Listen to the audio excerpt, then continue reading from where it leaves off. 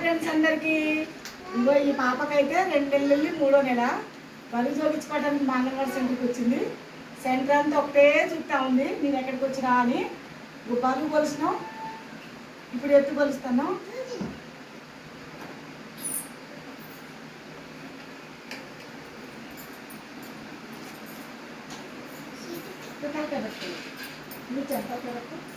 మీరు పట్టుకోకండి రా పిల్లలు.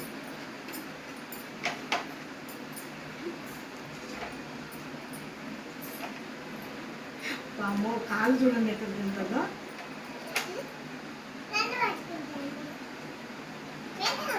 58 సెంటీమీటర్లు ఉంది పాప అయితే హైట్.